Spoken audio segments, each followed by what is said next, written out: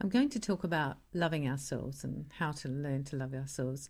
So I'll be reading something from my book. It's all about love, and then I'll also be talking. So I hope that you find something that's useful to you in learning how to really love yourself. Our greatest challenge here on earth is to learn how to love who we are completely and without reserve. Although this sounds like a simple task, most of us will struggle even to get close to this in one lifetime. There are so many reasons that we have trouble loving who we are. It may be from our upbringing, our genetics, or our religious background. In addition, our society can see loving ourselves as an ego trip. If we came from a controlling and loveless family, then our model was already skewed. With mum and dad feeding into our grid that we were unworthy of love, our little child came to believe it. Genetically, we might have inherited our parents' beliefs that we are not good enough to deserve love. Just as hair colour and traits are inherited, so are basic thought processes and behaviour. Another trigger for not travelling down the self-love trail can be religious. Countless religions paint self-love as vanity, and any form of ego could be frowned upon. As a babe, I was taught that I was full of evil and sin, which are counter to my view of self-love. It was as if I was so bad that no one, not even God, could love me. This self-perpetuating bad me message ran counter to my understanding of love. You may have found your religious upbringing was different, but that was mine. Perfection is a common aim in our society. However, seeking perfection is a negative pursuit because nobody knows what perfection is, let alone how to achieve it. All of us are lovable, despite our flaws and imperfections. Sadly, imperfection is always criticised in this world. Somehow we are brought up to think that until and unless we are the best or more perfect, we are undeserving of love. Therefore, being a lovable being is not an outcome for us. Perhaps later, when we are better individuals, love will come our way. Acceptance of self is a wiser and more attainable goal than seeking perfection. Like love, acceptance is a form of self-love. When we accept ourselves and others, love flows freely. Love of this quality is a constructive emotion. Loving ourselves is a tricky and consuming journey. There are countless people who don't love themselves and who believe that to do so is wrong. Wrong because religion and upbringing teach us that we are less than we are. The truth is that we are more than we are.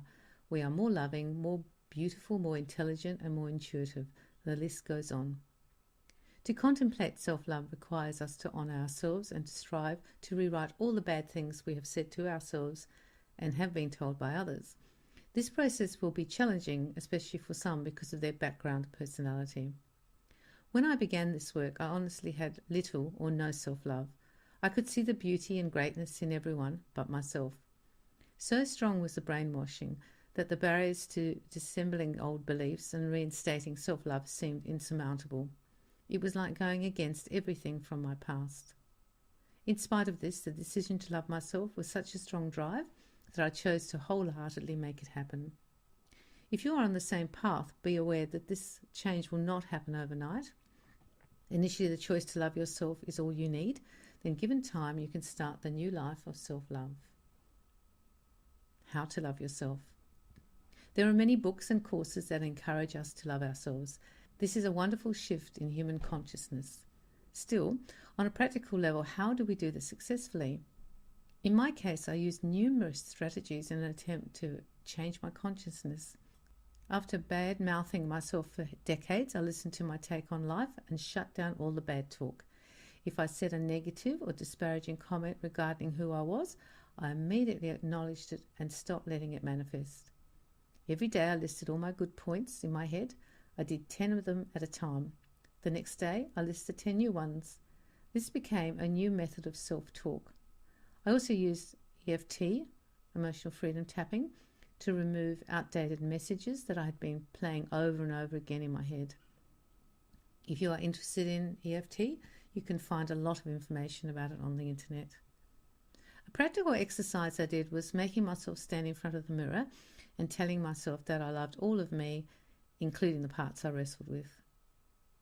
Of all the modalities I used, this one brought up the most emotion. Frequently, I would simply stand there crying, and sometimes I wasn't able to speak. During these moments, I realized how amazing the process was and how much I needed to do it repeatedly. I kept telling myself that I loved myself. I stood in front of the mirror and looked at myself and kept saying it. I cried, I coughed, I spluttered, but I kept saying it. And every day I did it until there came a day when I did it and felt strong. Every day I felt stronger and stronger. You will have this too. In addition, I wrote lists of all my gifts and accomplishments and read them out loud. There is something quite phenomenal about voicing your thoughts and feelings. Somehow it takes the healing to another place. If you then read out your list to another person, you'll find the impact is even greater. The healing we gain from this simple process is much more than we know. In reinventing the new me, I decided to surround myself only with people who nurtured me. Those who could not, I avoided or stood up to. In the situations where I could do neither, I chose to take their awful comments and symbolically throw their words into the fire. Looking after who we are is self-love, and keeping negativity at bay is a good decision. Anyone who tries to sow the seeds of doubt in you or withholds their support is not giving you love. Normally these souls have little self-love and may find it almost impossible to give love to anyone, and that will include you. I focused on looking after my body, my mind, and my soul. With that decision, my self-love increased, and instead of berating and punishing myself, I showed myself love, self-love. In addition, eating well, exercising, keeping mentally active, having social and solitary time, and generally being the best parent and friend to myself paid dividends. As I continued to work on the areas I wished to improve, I came from a loving angle, encouraging and praising myself and getting rid of any form of self-loathing or self-punishment. On a spiritual level, I filled my body with love and asked to be guided in this wondrous journey. I read books that inspired me, talked to wise souls, and stopped negatively comparing who I was with others. This shift took concentrated work, yet all the time I knew it was doing me good. Initially it was hard to see the changes, but gradually they appeared. All of these steps have brought me to a place where I can truthfully say that I love who I am. This has been a massive achievement, especially considering why I began. Everyone can attain self-love with daily practice and single focus. Someone who dislikes themselves can change their entire life. When we learn this lesson in love, it transfers into everything else. Being in a state of self-love, our capacity to love everybody and everything in the world is heightened. Use my methods, use your methods, and keep working towards a new loving life. One of the greatest accomplishments humans can do is to embrace who they are and live in self-love. In the first chapter of my book, I wrote a lot about self-love.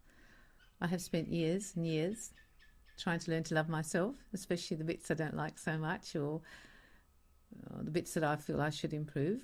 What I do is I keep self-talk positive about myself, and at the same time, like on the side of my life, I have the things I want to improve. So it's not like I'm living in this land of disbelief about myself. I have the parts that I know are good and I want to make them better. And then I have the parts where I know I really need to do a bit more work on that. And I work on them along the side, but I do it in a really positive way. So I just wanted to be a better listener because I'm a little bit chatty. So I practice now to listen better. I don't berate myself because I'm chatty. I think it's a nice part of my personality. However, I want to become a better listener because that's something I felt needed work. And I worked continuously to listen more carefully, more intently. And as they say, the person who starts the sentence is the person who finishes the sentence. You might have other things that you might want to work on as well. Just keep at it. Bit by bit you'll do it. Write your lists. Stand in front of that mirror. Read out aloud. And keep the negative self-talk to a minimum. If you find yourself doing it, stop. Do some tapping around it. Become more mindful of it. And then every time you have a negative thought, replace it with a positive one. I think we can love ourselves more, and I think when we love ourselves more, we are less needy, and we also teach others perhaps to love themselves, because they become a little bit of a reflection of who we are too. I hope you enjoyed it today. I'm still working on it. I have some other chapters that I'm going to upload about self-love, and I'll do that in the next few weeks. Now love yourself today, all the bits. Good luck with that.